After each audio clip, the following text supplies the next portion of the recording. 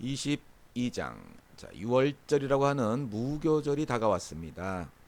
대제사장들과 율법학자들은 예수를 없앨 방법을 모색하고 있었어요.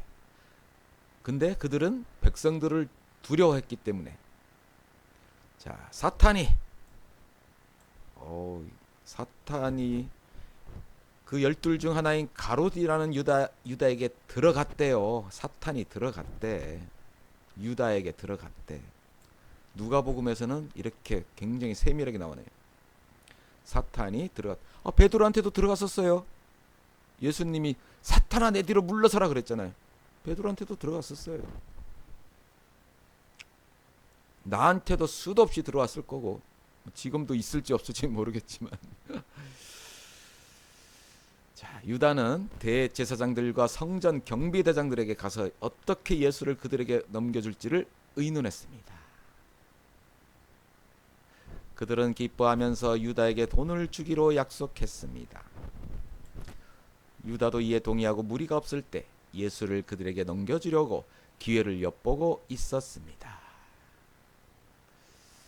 휴대폰도 없었는데 자, 6월절 양을 희생 제물로 삼는 무교절이 됐습니다.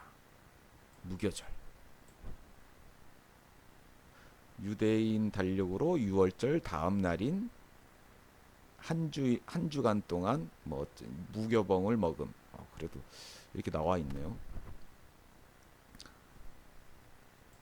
예수께서 베드로와 요한을 보내 말씀하셨습니다. 가서 우리가 6월절 음식을 함께 먹을 수 있도록 준비해라.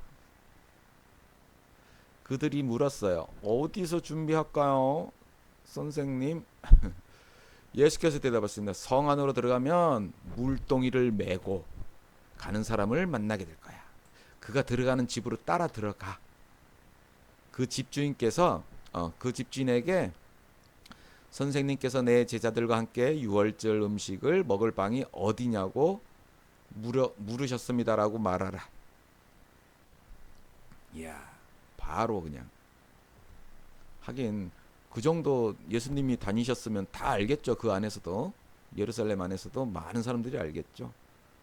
예수님께서 어디로 가실까? 어디냐? 방이 어디냐? 자, 그러면 그가 잘 정돈된 큰 다락방을 보여줄 것이다. 그곳에서 준비하라. 그들이 가서 보니 예수께서 말씀하신 그들이었습니다. 그래서 그들은 6월절 음식을 준비했습니다. 시간이 되자 예수께서는 사도들과 함께 상에 기대어 앉으셨습니다. 그러고는 그들에게 말씀하셨습니다. 내가 고난받기 전에 너희와 함께 6월절 음식 먹기를 간절히 원했다. 내가 너에게 말한다. 6월절이 하나님 나라에서 온전히 이루어질 때까지 내가 다시는 그것을 먹지 않을 것이다. 마지막 만찬. 그리고 예수께서는 잔을 들고 감사기도를 드린 후 말씀했어요. 이 잔을 받아 너희가 서로 나눠 마시라. 하나님 나라가 올 때까지 내가 포도 열매에서 난 것을 마시지 않을 것이다. 마지막 잔입니다. 그리고 예수께서 빵을 들고 감사기도를 드린 후 떼어 제자들에게 주면서 말씀하셨어요. 이것은 내가 너희를 위해 주는 내 몸이다. 이것을 행해 나를 기념하라. 성천식 할 때 써있죠. 그 보자기. 나를 기념하라. 참 교회용품 해가지고 다들 참 잘 팔아먹죠. 그게 굳이 필요하지는 않은데 팔아먹기 위해서 만드는. 지금 여기는 없잖아요. 그 보자기로 싼 것도 아니고. 어쨌든 성경대로 그대로 행하는 교회가 사실 잘 없습니다. 아까 처음에 얘기했던 헌금함도 교회 안에 딱 한 곳에 지정해서 헌금함을 놔야 되는데 동양 바구니처럼 헌금 바구니를 돌리잖아요. 왜? 그래야 헌금이 더 많이 들어오니까. 누구 머리에서 나온 건지. 하여튼 한국인들 똑똑해요. 빵을 드신 후 예수께서 마찬가지로 잔을 들고 말씀하셨습니다. 이 잔은 너희를 위해 흘리는 내 피로 세우는 새 언약이다. 새 언약. 포도주는 언약이구나. 새 언약이래요. 하여튼 수십 번을 읽어도 또 새록 깨닫는 것들이 많습니다. 빵은 몸이다 그러셨고 내 피로 세우는 새 언약이다라고 하셨어요. 그러나 보라, 나를 배반할 자의 손이 지금 나와 함께 상위에 있다. 근데 제자들은 못 깨닫죠. 항상 인자는 정해진 대로 갈 것이지만 그를 배반하는 자에게는 화가 있을 것이다. 그들은 자기들 중 누가 이런 일을 하겠는가 하고 서로 묻기 시작했습니다. 제자들 사이에서 누구를 가장 높은 사람으로 볼 것인지를 놓고 또 다툼이 또 벌어져서 또 야, 예수님 다음으로 내가 할 거야. 나 오른편에 쓸 거야. 나 왼편에 쓸 거야. 예수께서 그들에게 말씀하셨습니다. 이방 사람의 왕들은 자기 백성을 다스리며 권세 부리는 자들은 자칭 백성들의 은인이라고 한다. 그러나 너희가 그래서는 안 돼. 똑같아서는 안 돼. 그 권세 부리는 자들하고 똑같이 하면 안 돼. 오히려 너희는 가장 큰 사람은 가장 어린 사람과 같이 돼야 하고, 다스리는 사람은 섬기는 사람과 같이 돼야 된다. 누가 더 높은 사람이냐? 밥상 앞에 앉아 있는 사람이냐? 시중 드는 사람이냐? 밥상 앞에 앉아 있는 사람이 더 높지? 그러나 나는 섬기는 사람으로 너희 가운데 있다. 너희는 내가 시련을 겪는 동안 나와 함께한 사람들이다. 그러니 내 아버지께서 내게 나라를 맡겨주신 것처럼 나도 너희에게 나라를 맡긴다. 엄청 좋아하죠 지금. 너희는 내 나라 안에 들어와 내 밥상에 앉아 먹고 마시며 보좌에 앉아 이스라엘의 12지파를 심판하게 될 것이다. 이생의 얘기가 아닌데 제자들은 이생으로 생각하죠. 시몬아 보아라, 사탄이 너희를 밀처럼 체질하겠다고 요구했다. 그러나 나는 내가 믿음을 잃지 않도록 너를 위해 기도했다. 내가 돌이키고 나면 내 형제들을 굳세게 하여라. 야, 네가 돌이키고 나면 예수님을 부인하고 돌이키고 나면 베드로가 대답했습니다. 주여, 저는 주와 함께라면 감옥이든 죽음이든 각오가 되어 있습니다. 그러나 예수께서 대답하셨습니다. 베드로야, 내가 내게 말한다. 오늘 닭이 울기 전에 네가 3번 나를 모른다고 할 것이다.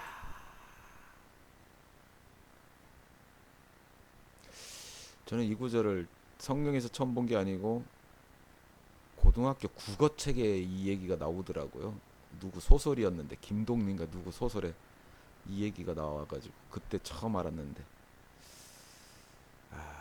국어 시간이 기억납니다. 그리고 예수께서 제자들에게 말씀하셨습니다. 지갑이나 가방이나 신발도 없이 내가 너희를 보냈었지. 그때 너희한테 부족한 것이 있었니? 아니요, 전혀 없었습니다. 예수께서 또 말씀하셨어요. 그러나 지금은 지갑이 있으면 그것을 지누고 가방도 챙겨. 그리고 칼이 없으면 옷을 팔아서라도 하나 사라. 칼까지. 내가 너에게 말한다. 그는 무법자들과 한패로 여겨졌다라고 기록된 말씀이 마땅히 내게 이루어져야 한다. 과연 나에 대해 기록된 말씀이 이제 이루어지고 있다. 제자들이 말했어요. 주여 보십시오. 여기 칼 2자루가 있습니다. 예수께서 대답했어요. 그것으로 충분하다. 예수께서 예루살렘 밖으로 나가 여느 때처럼 올리브산으로 가시자 제자들도 따라갔습니다. 그곳에 도착하자 예수께서 그들에게 말씀하셨습니다. 너희가 시험에 빠지지 않도록 기도하라. 예수께서는 제자들로부터 떨어져 돌 던지면 닿을 만한 곳으로 가서 무릎을 꿇고 기도하셨습니다. 요즘 무릎 꿇고 기도 안 하죠. 방석 두꺼운 거 있으면은 또 가끔 하기도 하지만은 참 어렸을 때 교회 다닐 때는 그 마룻바닥이라 무릎 꿇고 있었는데 방석 발이 무릎 저려가지고 그냥 아버지여, 만일 아버지의 뜻이면 내게서 이 잔을 거두어 두십시오. 그러나 내 뜻대로 마시고 아버지의 뜻대로 하십시오.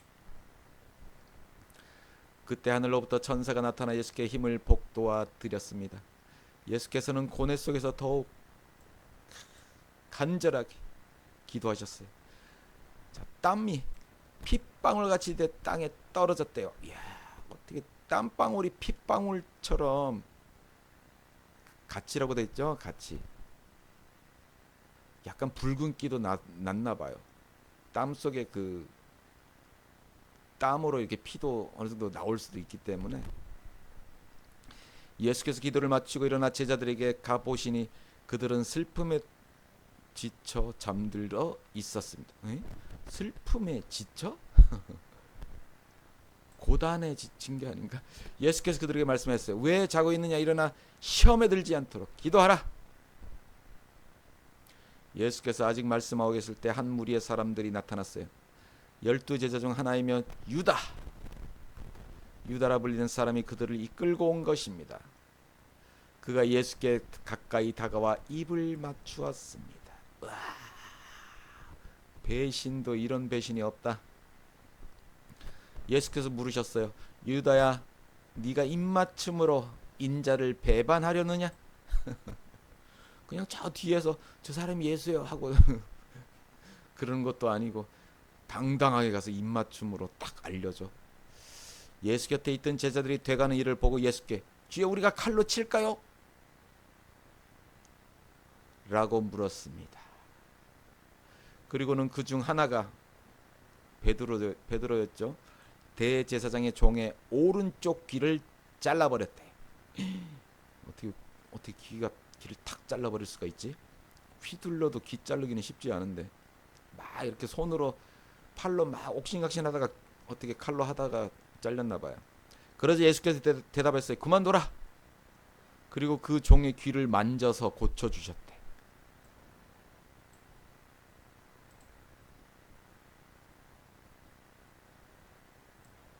아니, 잡으러 왔다가 이거 하나만 보더라도 귀 분명히 잘렸는데 그걸 만져가지고 다시 붙여주셔. 귀에다 딱 붙여주셔. 그럼 옆에 있던 사람도 이게 뭐야 하고 막 감히 그 예수님을 잡을 생각을 못할 텐데 그래도 앞선 성경들을 이루어져야 하니까 선지자들이 했던 그 말씀이 예수께서 자신을 체포하러 온 대제사장들과 성전 경비대장 장로들에게 말씀하셨어요. 너희가 강도를 잡듯이 칼과 몽둥이를 들고 나왔느냐? 내가 날마다 성전에서 너희와 함께 있었으나 너희는 내게 손도 대지 않았다. 그러나 지금은 너희 때요 어둠이 기세를 부릴 때다. 그들은 예수를 잡아 끌고 대제사장의 집으로 데려갔습니다. 그러나 베드로는 멀찌감치 떨어져 뒤따라갔습니다. 이제 다 도망갔죠. 제자들은. 왜? 여기 인원도 많이 왔고 칼과 몽둥이로 왔으니까 기세 등등하게 왔으니까 예수님을 탁 잡아채는 순간 도망간 거죠. 사람들이 마당 가운데 불을 지피고 앉아 있었는데 베드로도 그들 곁에 있어요. 베드로가 불을 쬐고 앉아 있는 것을 본 한 하녀. 그를 뻔히 노려보면서 말했어요. 이 사람도 예수와 함께 있었어요. 그러자 베드로가 부인을 갑자기 당황했죠. 여자야, 난 그걸 모르워. 난 몰라. 조금 있으니까 아닌가? 이제 그러고 또 좀 있으면 또 다른 사람이 베드로를 보고 당신도 그중 하나지? 이랬더니 이 사람아, 난 아니야.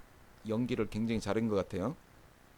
또 1시간쯤 지나서 그럼 이제 그 사람도 아닌가? 내가 잘못 봤나? 이러고 지나갔을 거고 또 다른 사람이 이 사람이 갈릴리 사람인 것을 보니 그와 함께 있었던 게 틀림없다. 갈릴리 사투리를 좀 썼나 봐요. 그러자 베드로가 말했어요. 이 사람아, 나는 당신이 대체 무슨 말을 하는지 모르겠다. 바로 그때 베드로의 말이 채 끝나기도 전에 닭이 울었습니다. 좀만 더 늦게 말하지. 그러면 닭 3번 울기 전에 아니지. 닭 울기 전에 3번 부인하는 게 아닌 게 되는데.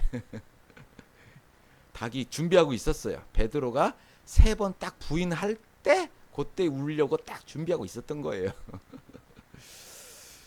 주께서 돌아서서 베드로를 쳐다보셨습니다. 주께서 보셨어? 그러자 베드로는 오늘 닭이 울기 전에 네가 나를 3번 부인할 것이다 한 주님의 말씀이 기억났어요. 그러니 이제 펑펑 쏟아지죠. 한없이. 자, 예수를 지키는 사람이 예수를 조롱하고 때리고, 이 사람들도 예수님이 그런 고치는 것도 봤을 거고 많이 들었을 텐데, 한번 해봐, 한번 기적을 일으켜봐, 뭐 어떻게 해봐 이런 식으로 이제 조롱하고 막 때리면서 조롱했겠죠. 그들은 예수의 눈을 가리고 물었어요. 자, 누가 때리나 알아맞혀 봐라. 퍽. 이런. 사람들은 온갖 말로 예수께 모욕을 해댔어요. 날이 밝자 백성들의 장로들, 곧 대제사장들과 율법학자들이 공회를 소집했고 예수께서 그 앞에 끌려가셨어요. 네가 그리스도라면 그렇다고 우리에게 말해 보아라. 예수께서는 내가 너에게 말해도 너희는 믿지 않을 것이다. 또 내가 너희에게 물어보아도 너희는 대답하지 않을 것이다. 그러나 이제부터는 인자가 전능하신 하나님 우편에 앉게 될 것이다. 그러자 그들이 모두 물었어요. 그러면 네가 하나님의 아들이란 말이냐? 예수께서 대답했어요. 내가 그라고 너희가 말하고 있다. 그러자 그들이 더 이상 무슨 증언이 필요하겠어? 우리가 직접 이 사람의 입에서 나온 말을 들었으니 말이요. 응? 지가 뭔데 하나님의 아들이래.